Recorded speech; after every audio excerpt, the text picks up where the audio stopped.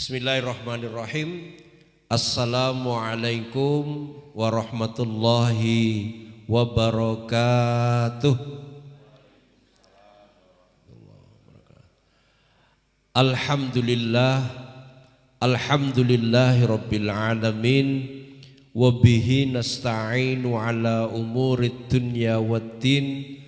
Asyhadu an la ilaha illallah wa asyhadu anna Muhammadan abduhu wa rasuluh la nabiyya ba'd. Allahumma salli wa sallim wa barik ala nabiyyina Muhammadin wa ala alihi wa sahbihi wa man tabi'ahu bihuda ila yaumiddin. Amma ba'd, ayyuhal hadirun, usini wa iyyakum bitaqwallah faqad fazal muttaqun. Saudara-saudaraku, alhamdulillah malam hari ini atas karunia Allah Ta'ala kita diperkenankan untuk bisa bertemu di Sasono Joglomas dalam rangka untuk ngaji bareng, sinau bareng. Insyaallah malam hari ini kita akan sinau bareng dengan tema mung mampir ngombe, ya. Bersama saya Kang Adem dan ditemani rekan saya Kang Ayem.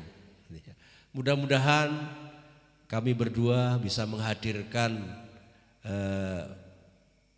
selain pengajian, gitu ya, ini juga sekaligus hiburan yang bisa membuat adem dan ayem, gitu ya.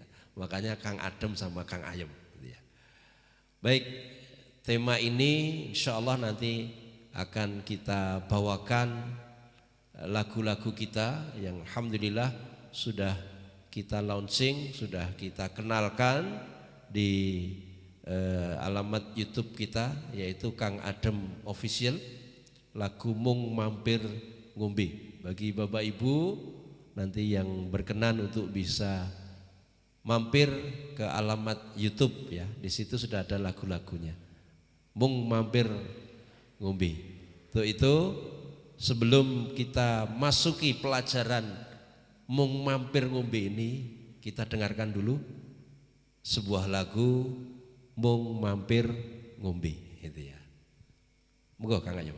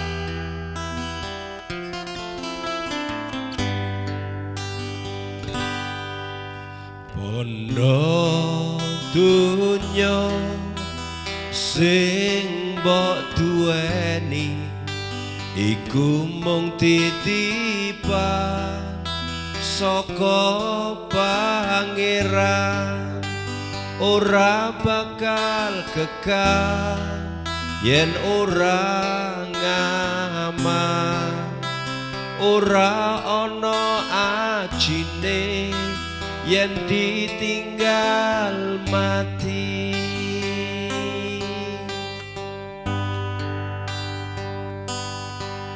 Rina wengi sing padha goleki, esuk tekan sore sing meres kringete, rumangsane marai tetreming ati. jebulane malah regasane ati.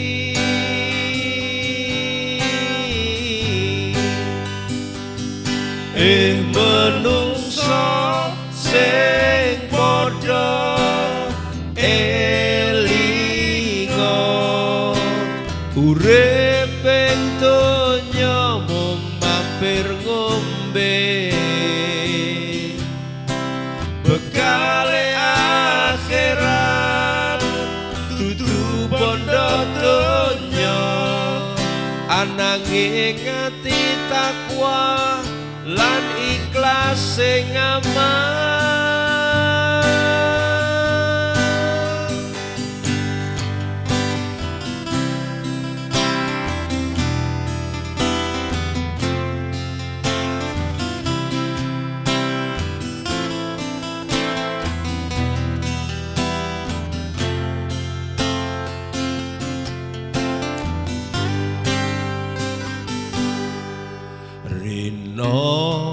Wengi sing padha goleki esuk tekan sore sing meres kringete rumangsane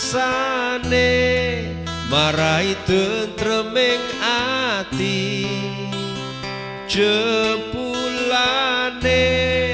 malah regasane ati.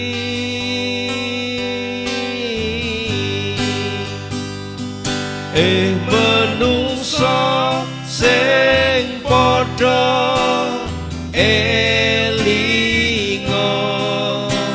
urip ing donya mung mampir ngombe bekale akhirat dudu bondo donya ananging ati takwa lan ikhlas sing aman. Ayo dulur monggo enggal diamalke tandur kebencian lan perilaku mulya aja nganti telat mengko mundak gelo yen wis ketekane pati.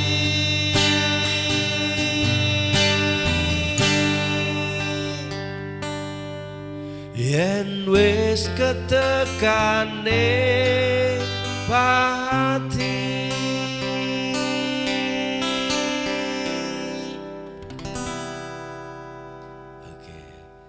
Itu mung mampir ngombe. Alhamdulillah itu insyaallah lagu-lagu ini karya kita sendiri, tidak jiplak, dan mudah-mudahan lagu ini nanti bisa kita jadikan pelajaran gitu ya, untuk ngiling-ngiling gitu ya. Mung mampir ngombe itu apa maksudnya mung mampir ngombe? Kita pinjam filosofi, kita pinjam istilah yang sering dinasihatkan orang tua kita, terutama orang Jawa ya. Orang Jawa itu punya filosofi mung mampir ngombe. Nah, ini sebenarnya kalau kita kaji lebih dalam, ini berdasarkan nasihat-nasihat oleh Rasulullah dulu ya. Jadi orang-orang tua kita dulu kan dapat pelajaran dari para wali. Wali-wali itu juga nyambung ilmunya dari Rasulullah. Rasulullah dari mana? Ya Rasulullah dari Allah melalui petunjuk-petunjuk ayatnya gitu ya. Kalau kita runut pelajaran mung mampir ngombe itu orang tua kita dulu memberi nasihat hati-hati. Neng dunia itu mung mampir ngombe. Nah, ini berdasarkan nasihat Rasulullah juga. Suatu ketika Rasulullah itu disapa oleh sahabat, ya Rasulullah itu habis bangun tidur. Kemudian bangun itu ternyata orang Jawa bilang galer ya. Di punggungnya itu galer bekas nek dulu kita punya lincak ya Pak. Punya lincak, itu nek bangun itu kan galer semua itu. Lah sahabat tuh ya Rasulullah, enten napa kok mboten jenengan mboten sanjang kalih kula. Nek sanjang mungkin kula gerengke kasur sing empuk nek cara Jawa itu ya. Ternyata Rasulullah, aku ya apa to Mas, iki masalah donya gitu ya. Surah penting gitu ya. Nah, kemudian beliau memberikan nasihat. Bagi saya dunia ini hanya ya seperti kita mengembara. Suatu ketika dalam pengembaraan itu kita berteduh di bawah pohon. Setelah itu kalau sudah capeknya hilang, mengembara lagi, jalan lagi. Tujuannya kemana? Tujuannya ke akhirat. Nah di dunia ini kita itu seperti berteduh di bawah pohon itu tadi. Maka muncul istilah mampir ngombe. Gor ngombe tok. Gor ngombe tok ketika kita mampir itu, ketika kita berteduh itu. Kemudian suatu ketika Rasulullah juga memberikan gambaran tentang dunia. Memberikan nasihat para sahabat. Ingat dunia ini dibanding dengan akhirat itu seperti jari yang kita celupkan di laut. Kemudian jarinya itu diangkat. Setelah itu kalau kita lihat tetesan air itu, lah air itu yang menetes itu dunia. Kemudian air laut itu akhirat. Nah ini berarti gambaran Rasulullah itu dunia itu hanya setetes tadi. Sedangkan akhirat itu adalah air lautan itu. Kenapa kok Rasulullah memberikan nasihat seperti ini? Ternyata Allah Ta'ala memberikan peringatan kepada kita semuanya di dalam Al-Quran. Ternyata Allah menyebutkan yang namanya ad-dunya, di dunia ini adalah mata'un qalil. Mata'un qalil itu maknanya adalah kelengkapan, perhiasan yang sangat sedikit, mata'un qalil. Qalil itu sedikit, itu kalau waktu itu cepat. Nek kenikmatan itu hanya ya apa? Nikmat itu hanya sekejap. Nek waktu sedikit, nek nikmat sekejap. Itu mata'un qalil menurut Allah seperti itu. Kenapa? Karena hakikatnya kehidupan dunia dibanding akhirat, dunia itu hanya sementara. Allah Ta'ala menyebut mata'ul ghurur. Dunia itu hanya lahwun, dunia itu hanya laibun, gitu ya. Jadi Allah Ta'ala menyebut dunia itu hanya laibun, hanya lahwun, gitu ya. Bahkan ghurur. Nanti bisa dilihat di dalam surat Hadid gitu ya. Surat Hadid ayat yang ke-20. Dan juga di dalam surat Al-Ankabut ayat yang ke-64. Di dalam surat Hadid ayat 20 itu i'lamu gitu ya. Allah mengumumkan manusia, ketahuilah oleh kalian semuanya. Annamal hayatud dunya la'ibun walahwun wa zinatun wa tafakhurum bainakum wa takatsurum fil amwal wal aulad. Terus ujungnya wa mal hayatud dunya illa mataul ghurur. Manusia, ketahuilah bahwa dunia itu, kehidupan dunia itu hanya permainan, hanya senda gurau. Ya. Paling hanya banyak-banyakan mengumpulkan harta, paling banyak-banyakan mengumpulkan anak, terus berbangga-bangga. Setelah itu Allah memberikan gambaran. Itu ibarat tanaman yang ketika dia tumbuh tunas, kemudian gede, kemudian menghijau, membesar, berbuah yang menakjubkan orang yang menanam. Tapi ternyata setelah itu nanti kuning dan akhirnya mati. Nah dunia itu bisa seperti itu, gitu ya. Dan Allah ternyata kemudian menyebutkan di akhir ayat itu wa mal hayatud dunya illa mataul ghurur. Dan ternyata kehidupan dunia yang seperti itu paling hanya sendaguro, hanya permainan, hanya saling bangga-banggaan dengan perhiasan gitu ya, membanggakan prestasi dan sebagainya. Paling dunia itu seperti itu. Dan Allah Ta'ala menyatakan wa mal hayatud dunya illa mata'ul ghurur. Dunia itu hanya, kalau bahasa kita itu ghurur itu ya fatamorgana ya.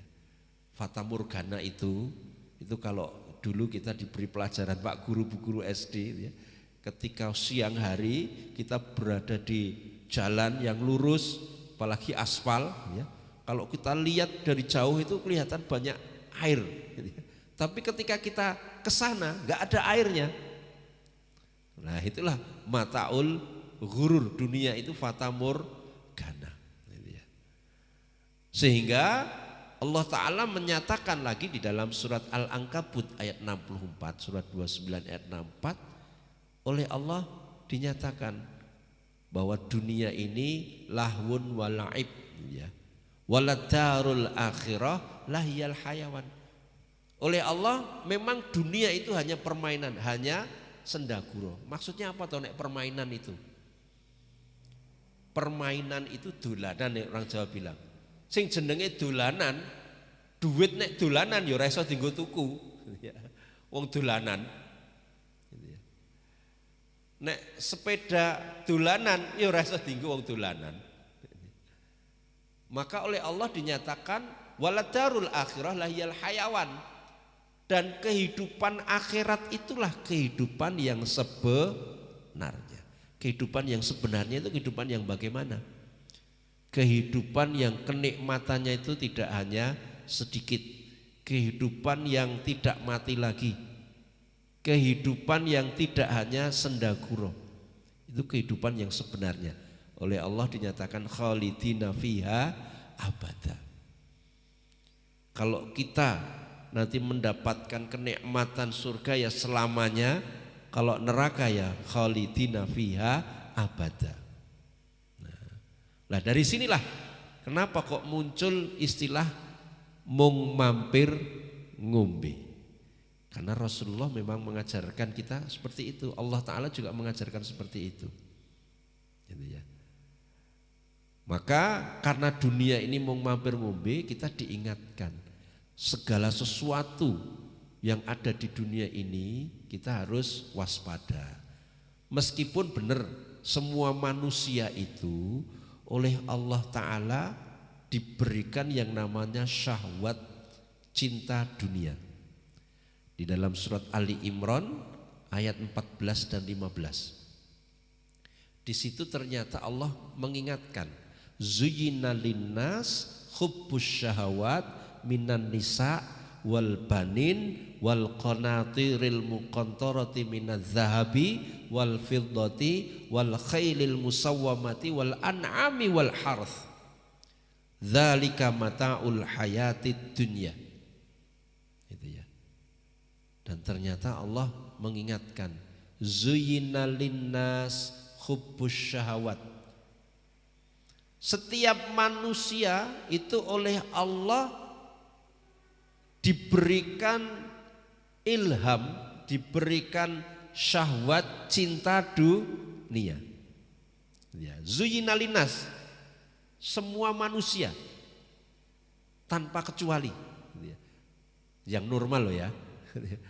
Yang normal semua manusia itu oleh Allah diilhamkan cinta terhadap dunia. Lah dunia itu isinya apa? Hubbus syahwat minan nisa. Pertama nisa. Nisa itu perempuan. Berlaku juga sebaliknya. Laki-laki suka perempuan, perempuan suka laki-laki. Itu isinya dunia. Yang kedua, setelah laki-laki dan perempuan, maka suka kepada anak-anak. Itu dunia, isinya anak. Kemudian yang ketiga, ternyata selain nisa wal banin wal qanatiril muqantarati minadz zahabi wal fiddati wal khailil musawwamati wal an'ami wal harth, harta benda yang banyak berupa rumah, berupa kendaraan, berupa ladang sawah, perhiasan, emas, perak dan sebagainya. Dzalika mata'ul hayatid dunya. Nah, Allah kemudian menyatakan itu semua kelengkapan hidup di dunia. Jadi nek ada manusia yang tidak seneng harta benda, itu berarti kurang normal. Menungso sing ra normal. Sing normal mesti seneng. Pasangan itu ya mesti seneng itu ya. Yang namanya laki-laki suka perempuan, perempuan suka laki-laki itu ya normal. Sing ra normal kuwi laki-laki seneng laki-laki itu ra normal ya.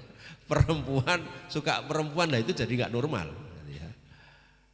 Nyalai sunnatullahnya gitu ya. Nah, manusia yang oleh Allah diilhamkan cinta syahwat ini ditegaskan zalika mataul hayati dunia, itu semua adalah kelengkapan di dunia. Nek diparingi lengkap alhamdulillah, wis duwe pasangan, duwe anak, duwe omah, duwe mobil, duwe mas-masan, perak yang duwe ya. Ditambah sawah ladang, investasi yang banyak. Itu disyukuri. Kenapa? Karena Allah memberikan kelengkapan. Dzalika mataul hayatid dunya. Nek ra lengkap ya ndak apa-apa. Wong kelengkapan Allah itu syukur dilengkapi. Ternyata pasangan urung duwe. Kan itu ya. Nek yang duwe harta, kenapa? Karena warisan atau mungkin karena kerja sendiri. Punya harta yang banyak. Wis duwe pasangan, enek meneh sing urung duwe putra, urung duwe putra. Itu juga ujian gitu ya. Ada lagi yang wis duwe anak, duwe bojo, omah rong duwe. Jadi tidak semua orang kemudian diberikan oleh Allah wis lengkap kabeh gitu ya. Kalau lengkap semua itu ya alhamdulillah. Tetapi di situ ternyata nanti ada manusia yang tidak dilengkapi.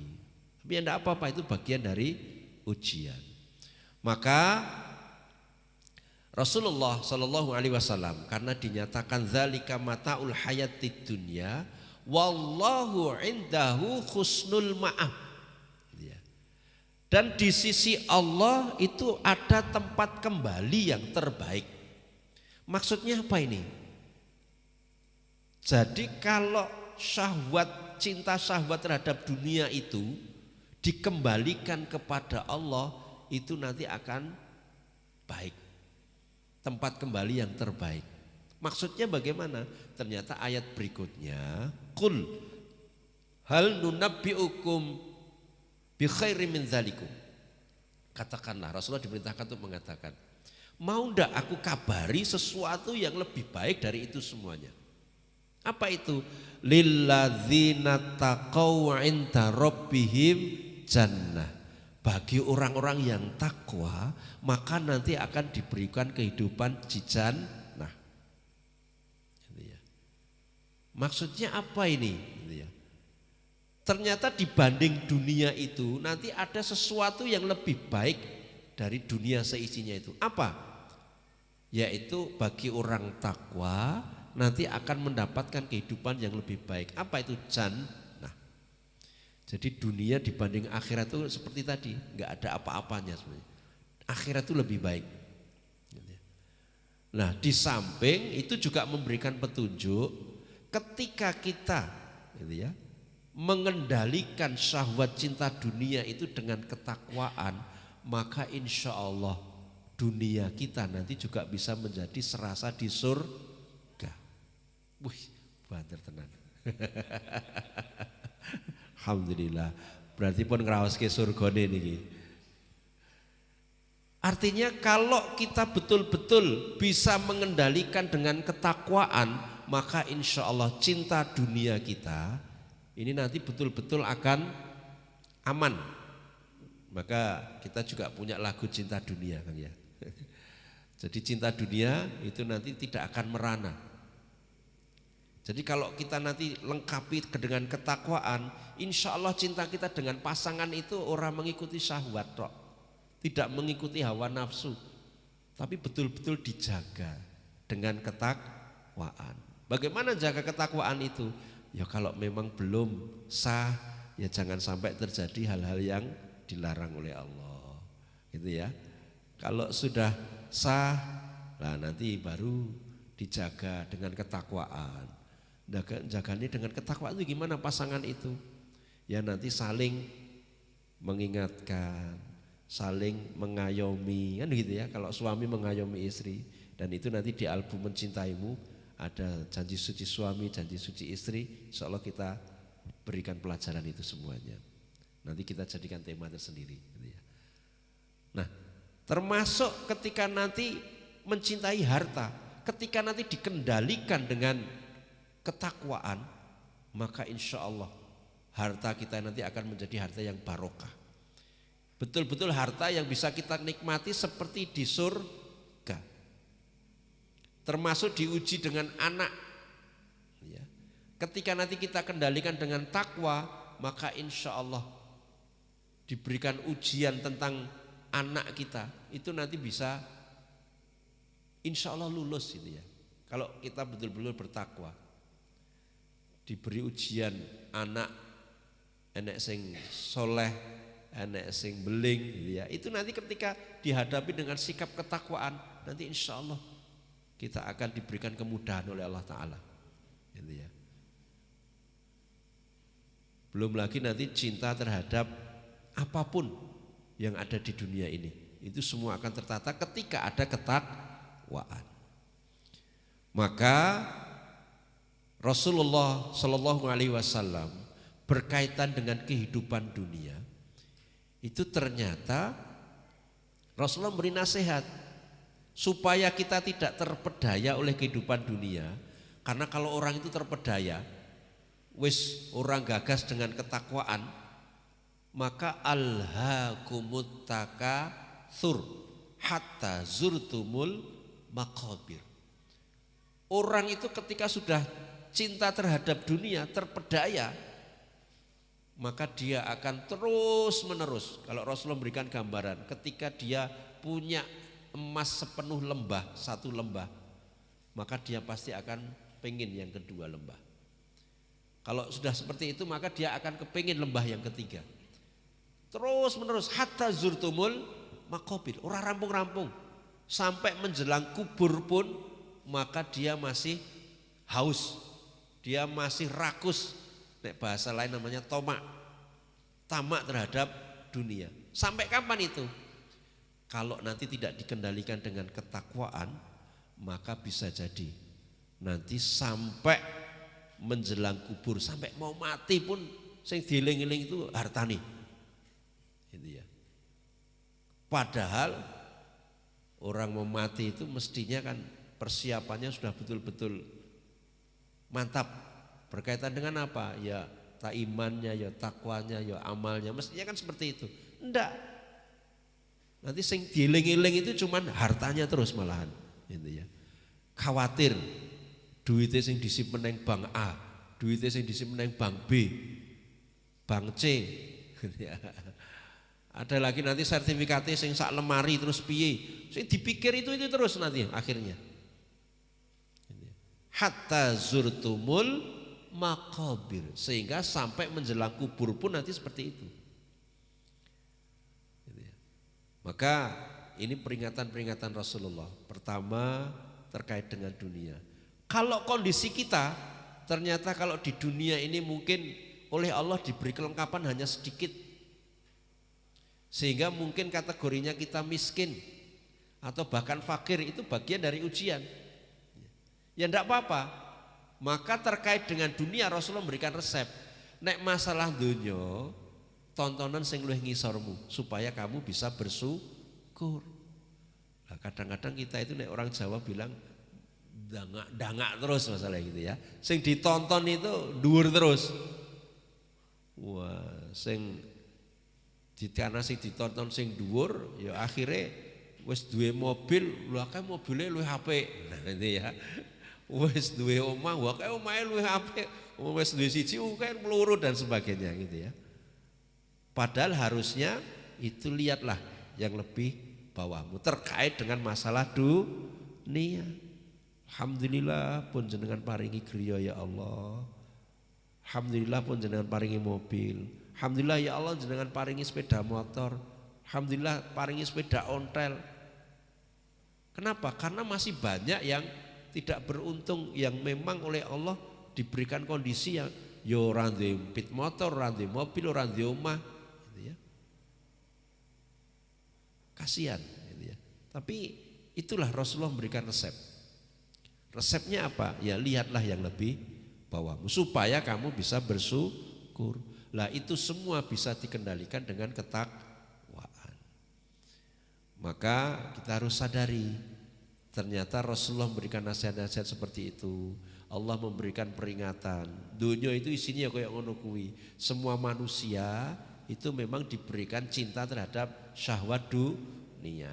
Tapi kalau kita kendalikan dengan ketakwaan, maka insya Allah dunia kita itu serasa surga. Sampai Rasulullah pernah memberikan gambaran bagaimana supaya rumah kita itu seperti surga. Baiti jannati kan itu ya. Dengan cara bagaimana? Nawwiru buyutakum bitilawatil Quran. Senantiasa cahayailah dengan cahaya Al-Quran. Termasuk bagaimana kehidupan ini meskipun surganya itu nanti di akhirat ya. Tapi bagaimana suasana dunia ini kita anggap seperti di surga. Jalani dengan ketakwaan. Makanya tadi lilladzina taqau inda rabbihim jannah. Maka kehidupan di dunia kita insya Allah serasa di surga. Asalkan semua dilandasi dengan ketakwaan. Nah ini bukan juga berarti bahwa kita kemudian harus menghindari dunia. Terus nyepi neng gunung. Ya enggak. Sunatullahnya itu ya kita ya menghadapi dunia ini. Sunatullahnya itu ya kita menikah, lanang wedok seneng. Itu sunatullahnya. Ada lagi yang terus punya anak. Ada yang tidak mau urusan dunia wis pokoknya menyepi, menyendiri. Lah itu malah menghindari sunatullah. Rumangsane kepengen menyendiri ben cedak karo Gusti Allah. Loh kok iso itu malah menghindari sunatullahnya. Ujian kita ya ujian di dunia ini. Maka Rasulullah Shallallahu Alaihi Wasallam, Rasulullah itu mencontohkan pada para sahabat, aku ini yo nikah, aku ini yo puasa, aku ini yo tidur. Bahkan Rasulullah itu juga kerja. Dan Rasulullah itu juga mencapai tingkat tertinggi di dalam pekerjaan. Usianya masih 25 pada waktu itu. Beliau sudah mencapai tingkatan ya pedagang yang sukses. Ini artinya apa? Rasulullah itu dunia itu juga kalau bisa dikejar semaksimal mungkin, tapi dilandasi dengan ketakwaan. Kalau dilandasi dengan ketakwaan, maka insya Allah dunia kita nanti akan merasa surga. Maka kita beri judul mung mampir ngombe itu supaya kita tidak terpedaya dengan kehidupan dunia. Kita diingatkan dunia itu hanya sementara. Yang namanya akhirat itu yang kehidupan yang sebenarnya. Maka tadi dalam nasihat-nasihat kita di lirik-lirik lagu mung mampir ngombe itu pertama kita diingatkan melalui lirik ini. Bondo dunya sing mbok duweni iku mung titipan saka pangeran. Jadi apa yang sudah kita miliki itu hakikatnya titipan. Maka orang Jawa bilang bondo kuwi mung titipan, nyawa mung gaduhan, jabatan mung sampiran. Yang sampiran itu apa? Nyawa mung, nek nyawa apa? Itu orang Jawa. Kita diingatkan, kita diberi rizki oleh Allah di dunia ini. Dan hakikatnya itu bukan milik kita, itu milik Allah. Berupa pasangan, anak, harta. Ini semua adalah titipan dari Allah Ta'ala.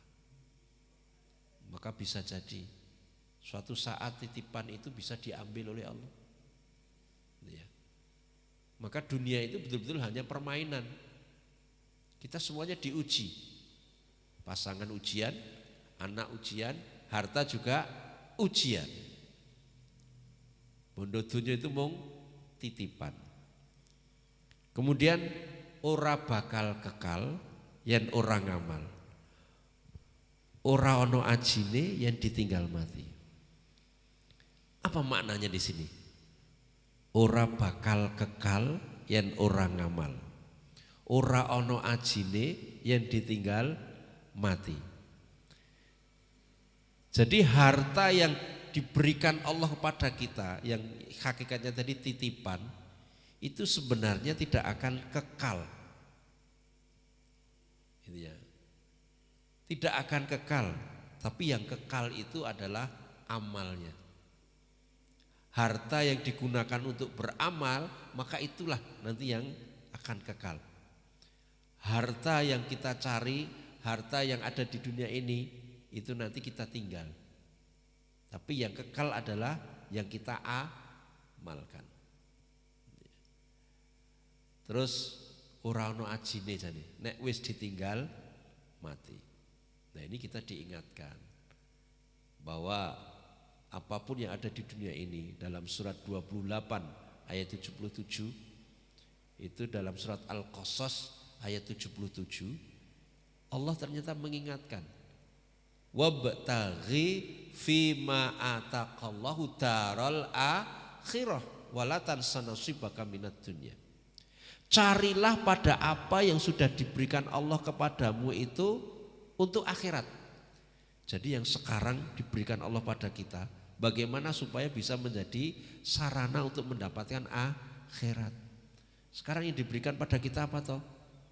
Pasangan, alhamdulillah.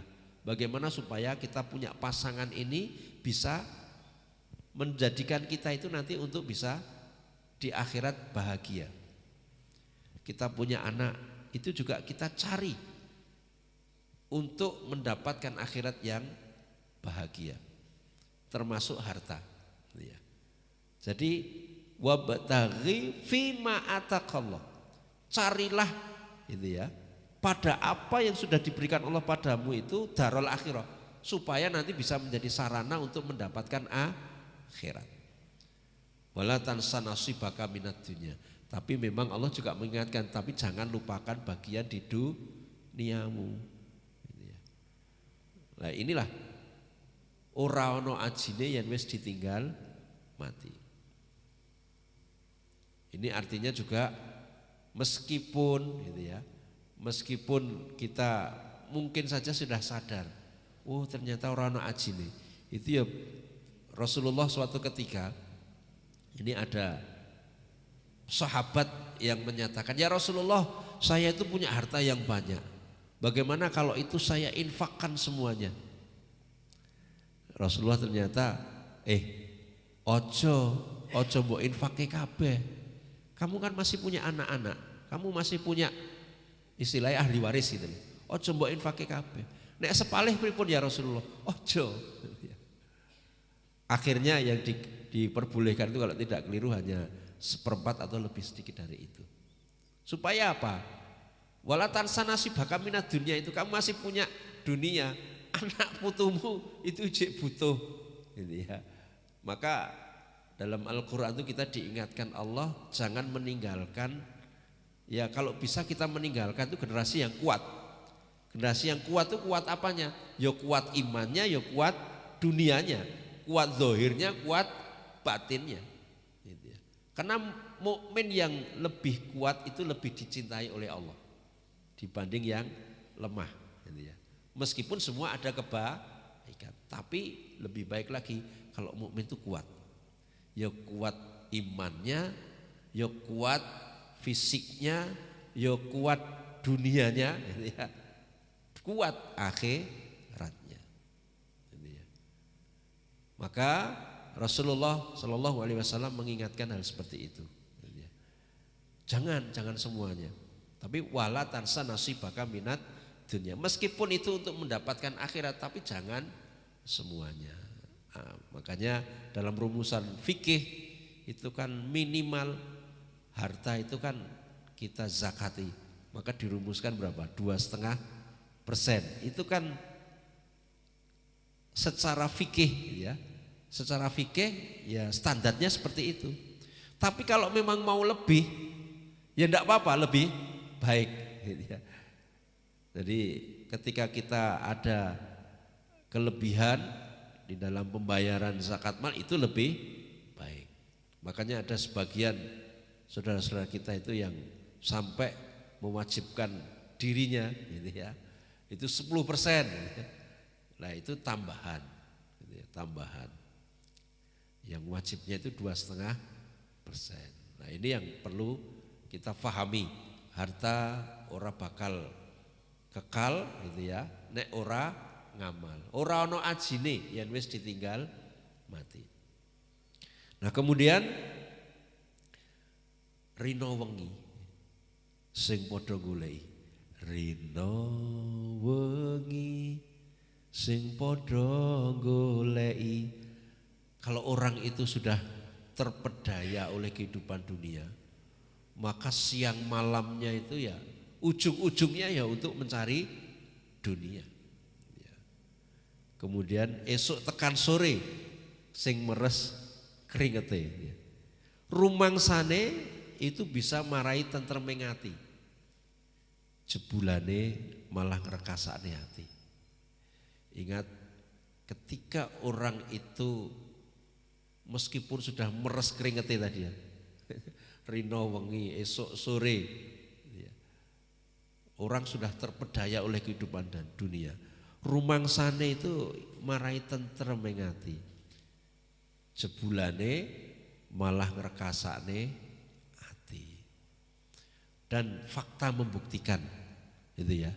Ternyata kebahagiaan, ketenangan, ketentraman itu letaknya bukan pada harta. Andaikan letaknya pada banyaknya harta, maka tidak mungkin orang kemudian bunuh diri. Orang-orang kaya, orang-orang tenar, orang-orang top tiba-tiba bunuh diri. Padahal hartanya ya sudah banyak ini. Berarti apa di sini? Berarti ada sesuatu yang belum ketemu.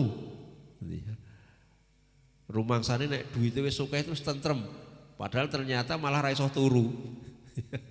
Saking mikir bendino, pengi ora iso turu. Ngikir niku wau rekening sing ning kono. Engko gek bange aku diapusi gitu ya. Engko urung emase, urung sing wis wujude macam-macam gitu ya. Malah ra iso turu. Sing liyane sesuk apa sing ditanjake, sing arep dienggo maem, saiki malah bingung sing arep nanjake gitu ya. Saking akeh duwite gitu ya. Nah, itu malah ngrekasane ati. Jadi banyak pengalaman di dunia ini yang bisa kita jadikan pelajaran-pelajaran itu ya. Jadi betul-betul harta dunia itu tidak bisa menjadikan hati kita tentram. Maka apa yang bisa menjadikan hati kita tentram? Allah Ta'ala memberikan resep di dalam surat Al-Fat ayat yang keempat, huwallazi anzalas sakinah fi qulubil mu'minin. Allah telah menjadikan sakinahnya, telah menurunkan, maaf ya, huwallazi anzalas sakinah. Allah lah yang menurunkan sakinah fi qulubil mu'minin, di dalam hatinya orang iman. Hatinya orang iman yang bagaimana ini? Maka Rasulullah Sallallahu Alaihi Wasallam memberikan nasihat, orang mukmin itu mestinya hatinya bersih. Ketika dia berbuat maksiat ada noda dalam hatinya. Ketika dia istighfar, ketika tobat, maka noda itu ada harapan untuk dihilangkan Allah dosa-dosanya, gitu ya. Sehingga hati yang bersih ini betul-betul hatinya mukmin dan nanti akan mendapatkan ketenangan. Gitu ya. Walladzi anzalas sakinah fi qulubil mu'minin, dalam hatinya orang mukmin nanti akan diberikan ketenangan manakala hatinya dibersihkan. Dan ketika hatinya bersih, maka insya Allah hatinya itu nanti akan menjadi hati yang takwa. Kalau setiap hari dibersihkan, hatinya akan takwa. Sehingga nanti akan muncul ketenangan. Duit oke, alhamdulillah. Duit sithik ya alhamdulillah. Podo tenangi. Makanya Rasulullah wa qulil hamdulillah ala kulli hal. Pokoknya dalam segala hal, dalam segala kondisi, kalau bisa itu betul-betul bisa menyatakan alhamdulillah. Nah, ini resep yang datang dari Rasulullah, sehingga nanti betul-betul nanti akan bisa mendapatkan ketenangan dalam hati. Maka berangkat dari dunia ini ternyata hanya mampir ngombe, maka insya Allah kita nanti akan memiliki kesadaran-kesadaran. Oh, ternyata memang manusia itu diberikan ilham mencintai syahwat keduniaan. Tetapi ketika nanti diatur, ketika nanti dikendalikan dengan ketakwaan, dikendalikan dengan iman, gitu ya. Ini satu paket ini. Iman, takwa, hati yang bersih. Ini menjadi satu paket. Orang iman mestinya hatinya bersih. Orang iman diperintahkan untuk takwa. Ketika iman itu hatinya bersih dan takwa, maka hatinya menjadi hati yang salim dan hati yang munib kalau dalam bahasa tazkiyah nafas. Hati yang munib itu hati yang menep kalau orang Jawa bilang. Menep wis ora kengguh gitu ya.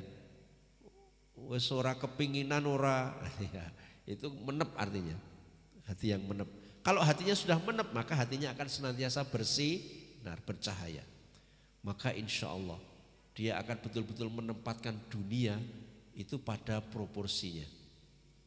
Sehingga dia betul-betul bisa memahami bahwa dunia ini hanya mung mampir ngombe. Maka di dalam refnya lagu ini, menungso sing padha elingo uriping donya mung mampir ngombe, bekale akhirat dudu bondo donya, ananging ati takwa lan ikhlas sing ngamal. Hati takwa. Kalau hatinya takwa, maka amalan apapun di dunia ini nanti akan menjadi ikhlas. Maka di bagian terakhir kita ajak, ayo dulur, monggo enggal di amal. Apa itu?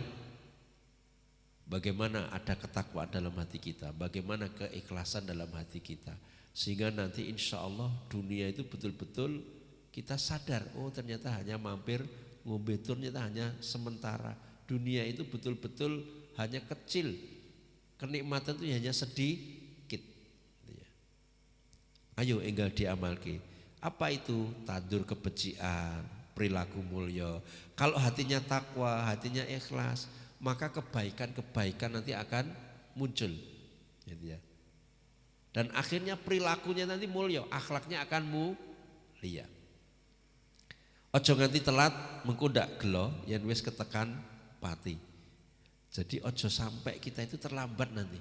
Sebab kalau terlambat keduluan mati, enggak sempat membekali dengan ketakwaan, keimanan gitu ya, kebaikan dan akhlak yang mulia, rugi nanti gitu ya. Maka inilah mung mampir ngombe. Baik saudara-saudara sekalian, karena masih ada waktu 10 menit, monggo saya persilahkan bagi Bapak Ibu yang mau bertanya. Ini tadi lagunya sudah kita nyanyikan, terus kita urai gitu ya. Apa sih maksudnya mau mampir ngombe itu gitu ya. Kita ada berikan dasar-dasar dari ayat-ayat Al-Quran, dari pesan-pesan Rasulullah gitu ya. Dan juga dari fakta-fakta dalam kehidupan kita, terus kita uraikan lirik-liriknya. Monggo saya persilahkan bagi Bapak Ibu, saudara-saudara sekalian yang ingin bertanya. Dan dipersilahkan untuk menikmati hidangan yang sudah disediakan dari Joglo Mas. Monggo saya persilahkan.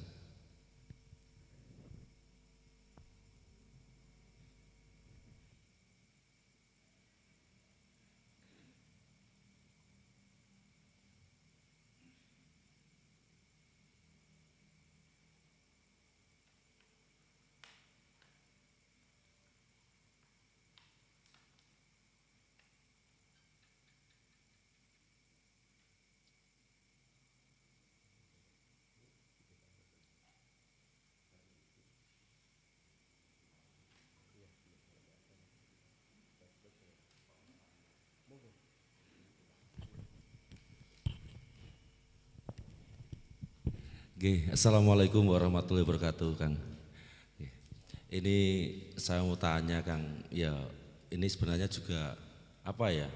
Suatu pertanyaan yang umum dan wajar, Kang. Gini, Kang. Terkadang tuh mungkin seperti saya sendiri ya, Kang ya. Sebagai seorang umat Islam ya, Kang ya.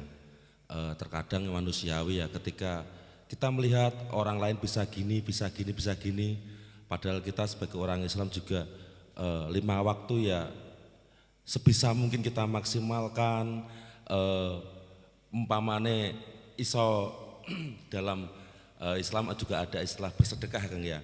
Kita juga sudah bersedekah, sudah gini-gini, tapi kenyataannya kita mencari yang namanya tadi yang dibahas kan tadi, urip mampir ngombe, Kang ya, dan ngerembuk masalah rezeki juga ya, Kang ya.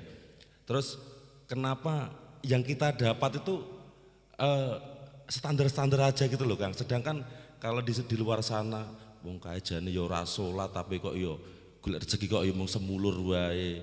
Kayak aku ki jane kurang opo ngoten, Kang. Itu yang jadi pertanyaan saya, Kang. Mohon dipenjelaskan, Kang. Monggo, Kang. Baik Kang Ayam, pertanyaan yang luar biasa. Aku jane ya wis berupaya untuk iman, takwa kan itu ya. Ning kok rumangsaku kok nasibnya ngene-ngene wae. Ya. Wah, kayak gandeng kayak malah ora salat ora apa, rezeki malah semulur gitu ya. Betul. Jadi pertama kita mengingat bahwa Allah Ta'ala itu akan memberikan ujian kepada kita semuanya. Dan ujian tadi itu oleh Allah, yang namanya dunia itu mata'ul hayati dunia, kelengkapan dunia tadi itu ya mulai pasangan, anak, harta ya. Dan harta pun ternyata kadang ya Allah yabsutur rizqa lima yasha wa yaqdir. Harta itu kadang disempitkan, kadang diulur gitu ya. Suatu ketika rezeki yang wujudnya harta itu kadang-kadang diulur sama Allah, tapi suatu saat itu dibatasi. Tidak mungkin akan diulur terus, tidak mungkin akan dibatasi terus. Suatu ketika itu diulur, akan dibatasi. Makanya Allah yabsutur rizqa lima yasha wa yaqdir. Rumusnya seperti itu. Gitu ya. Lah hanya saja kapan kita diulur, kapan kita dibatasi itu enggak ada yang tahu. Tugas kita, kalau Rasulullah itu memberikan gambaran, tugas kita itu pokoknya kita berupaya mengikuti sababah dan tawakal. Kalau Rasulullah memberikan gambaran kayak manuk itu loh.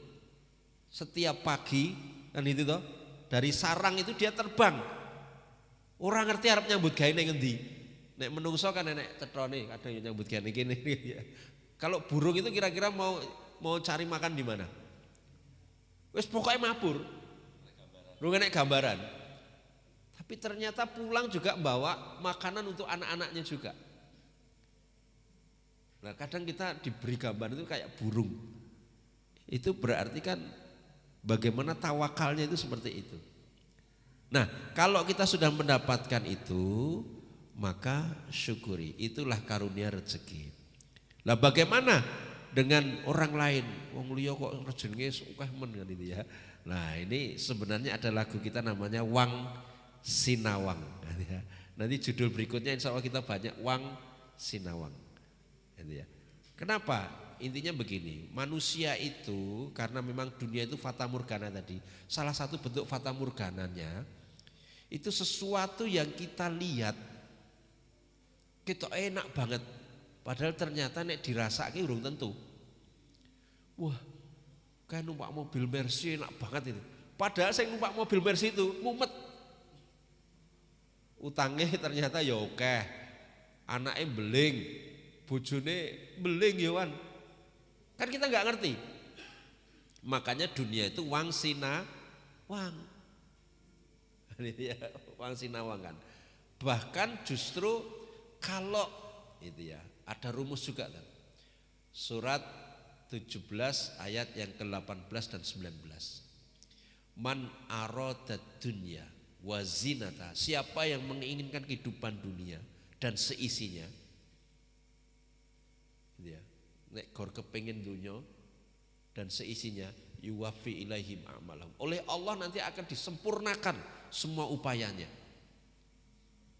Lebih jelas lagi nanti surat Hud surat 11 ayat 15 dan 16. Siapa yang menginginkan kehidupan dunia dan perhiasannya, maka oleh Allah setiap upayanya itu akan disempurnakan. Tetapi nanti dia tidak punya bagian di akhirat kecuali neraka.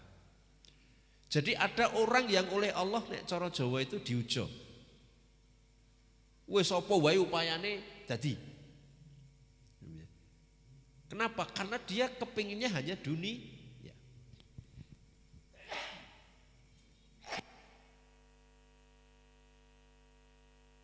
Seperti itu dalam kehidupan dunia. Sing kepingin dunia tok, maka wis apa wae tak penuhi. Wis usaha apa wae nanti digampangke sama Allah.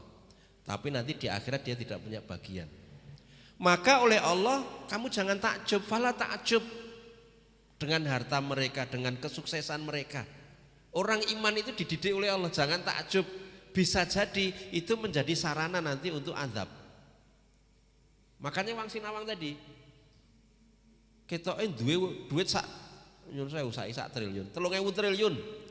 Bayangkan. Tapi kira-kira bisa menjamin bahagia ndak? Belum tentu. Makanya sing ngrasake mumet tadi malahan. Ketoke numpake Mercy ning malah panas kabeh awake. Sing nyawang. Sing nyawang ketok penak banget ini. Tapi sing ngrasake itu ternyata belum tentu. Kan gitu. Makanya kita itu semuanya Wang Sinawang. Maka Rasulullah mengajarkan kita untuk waqulil hamdulillah ala kulli hal. Ucapkan alhamdulillah atas setiap kondisi. Kondisi saat ini. Terutama kondisi ekonomi misalkan. Wis pokoknya alhamdulillah. Lah piye omahku ya jek ngontraki. Enek sing ngontrak ra iso kok. Jek iso ngontrak alhamdulillah. Awakku lara alhamdulillah jek iso ngadeg. Enek sing lara ra iso ngadeg. Goleki carane piye supaya bisa alhamdulillah. Kenapa? Karena dengan rumusan alhamdulillah ala kulli hal ini la in syakartum la azidannakum. Allah akan memberikan tambahan-tambahan. Nek kamu kondisinya seperti itu mengatakan alhamdulillah, Allah akan meningkatkan lagi kondisinya. Kondisinya lebih baik lagi, kondisi lebih baik. Itu. Makanya wafala takjub, jangan kamu takjub dengan harta mereka. Itu kita dididik kan. Syukur-syukur alhamdulillah, insya Allah kalau kita nanti suatu saat diulur gitu ya. Kadang-kadang kita itu kurang sabar. Kurang sabar nunggu kapan diulur ya Allah. Wis ngene ning memang karena kurang sabar itu tadi kan. Kadang-kadang kurang tekun. Makanya nanti ada evaluasi juga, dievaluasi. Maka orang mukmin itu betul-betul orang yang pokoknya semangat terus. Ikhris alama yanfa'uka. Pokoknya semangat, kondisi apapun semangat. Itulah orang mukmin. Karena semua itu hakikatnya adalah ujian yang harus kita jalani. Ngaten nggih kan? Mudah-mudahan bisa berikan jawaban. Monggo silakan Pak Joko. Belakang Mas.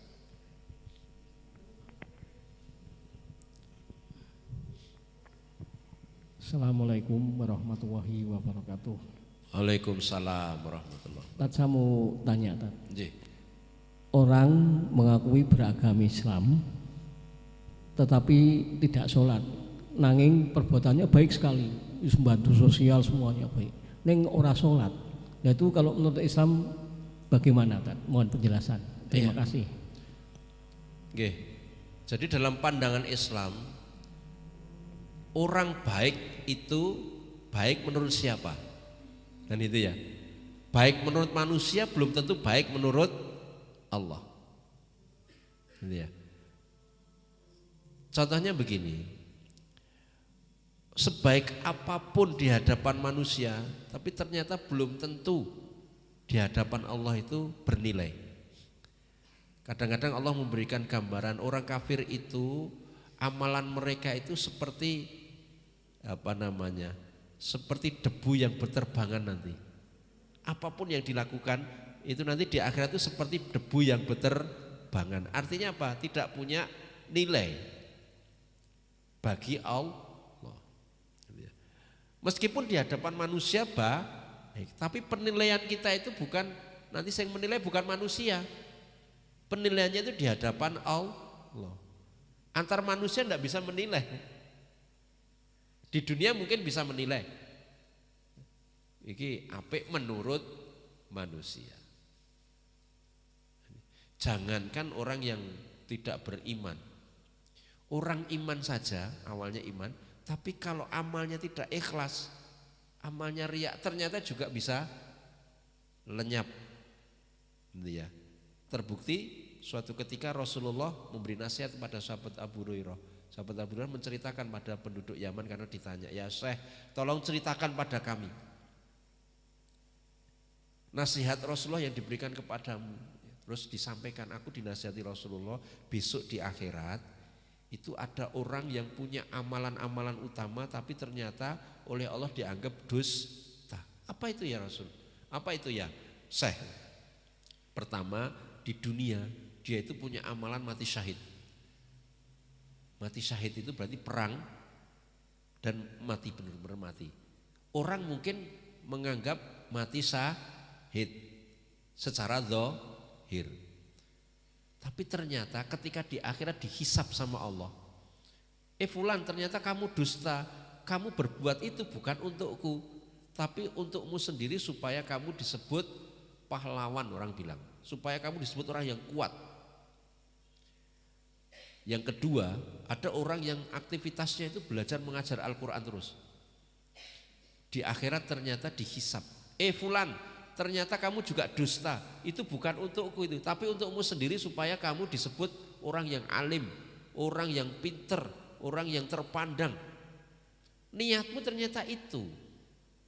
Yang ketiga, orang yang sedekah, terus menerus sedekah, ternyata juga oleh Allah dinyatakan dusta. Fulan ternyata kamu bukan untukku itu sedekah itu, tapi untukmu sendiri supaya kamu disebut dermawan. Maka ada 3 istilah: pahlawan, ilmuwan, dermawan.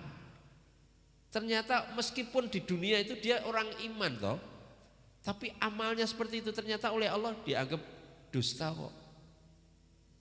Karena ada riya di situ. Tujuannya bukan untuk Allah. Makanya Rasulullah menyatakan dalam sebuah hadis, Innallaha la yaqbalul a'mal. Allah tidak akan menerima amalan-amalan illa kecuali makana lahu khalisan, kecuali dia betul-betul khalisan liwajhillah, ikhlas untuk mendapatkan ridhonya Allah. Innallaha la yaqbalul a'mal. Ngaten nggih Pak Joko. Jadi jangankan orang kafir, orang yang Islam pun, orang iman pun, ternyata kalau amalnya itu ada cacatnya, oleh Allah bisa hilang kok. Ya, tidak dianggap, tidak dihitung.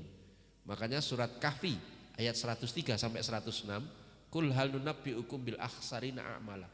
Mau ndak aku kabari orang yang paling rugi amalnya? Siapa itu? Alladzina dhalla sa'yuhum fil hayati dunya. Yaitu orang yang amalnya di dunia itu hilang sia-sia. Wa yahsabuna annahum yuhsinuna sun'a, padahal dia mengira sudah berbuat yang sebaik-baiknya. Itu ayatnya Pak, nanti bisa dibaca ya, surat Kahfi mulai 103 sampai 106. Maka tadi nasihatnya, ayo dulur kita amalkan apa tadi? Yaitu bagaimana kita takwa, bagaimana kita betul-betul menjaga akhlak kita, akhlakul karimah, berbuat kebaikan, tapi semuanya lillahi ta'ala. Gitu ya. Gitu Pak. Ada lagi Bapak Ibu yang bertanya? Ternyata sudah jam 9 lebih. Mungkin ini saja yang bisa kita pelajari bersama di kesempatan malam hari ini dengan judul Mampir Ngombe. Mungkin kita akhiri dengan sebuah lagu ya, sebuah lagu Sugih Tanpa Bondo. Karena tadi intronya sudah dikeluarkan, ini keluar terakhir. Sugih Tanpa Bondo mengakhiri pembahasan kita tentang mampir ngombe, karena di dunia ini sebenarnya hanya mampir ngombe. Kaya yang sebenarnya itu adalah kaya hati. Dan bagaimana kaya hati itu selanjutnya akan kita bahas di pertemuan yang akan datang. Dan ini lagunya kita kenalkan dulu. Ya.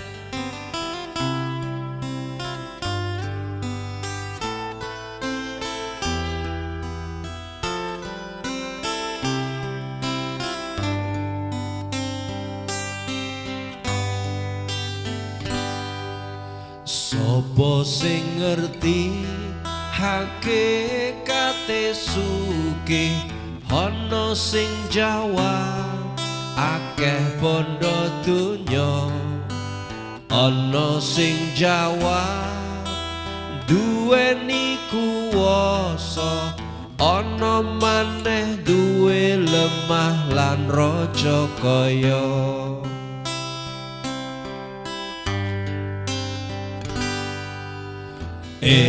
Ngerti ya kuwi kabeh sandiwara, sugih sak tenane ana jero ati, sing dadekne tentrem uripe wonten ing gesang lan patine.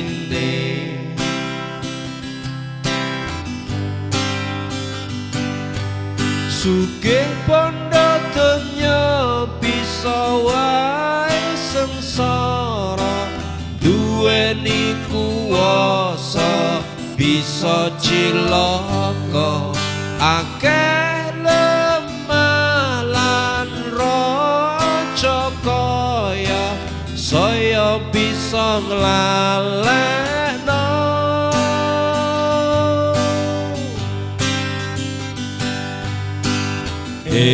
Ngerti ya kuwi kabeh sandiwara, sugih sak tenane ana jero ati, sing dadekne tentrem uripe wonten ing gesang lan patine.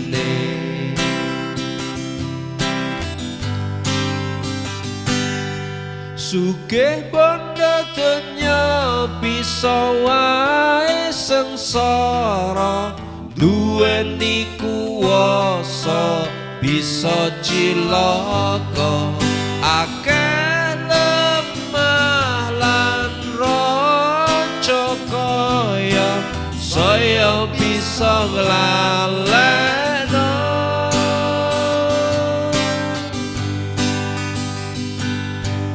Ati sing sugih nganggo donya sarana akhirate, duh Gusti kula nyuwun ati sing sugih donya dugi akhirat.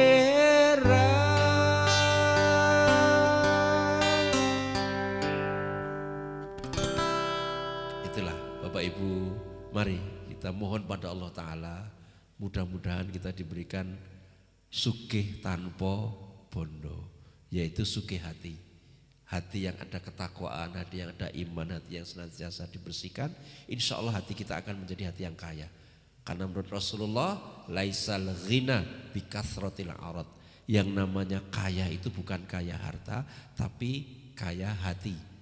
Ghinan nafas atau ghinal qalb, kaya hati. Insya Allah dengan kaya hati itu, maka insya Allah betul-betul kita akan bisa menempatkan dunia ini betul-betul mampir ngombe. Dan ini harus kita mohon pada Allah. Ya Allah tadi, duh Gusti kula nyuwun ati sing sugih, dunya dugi akhirat.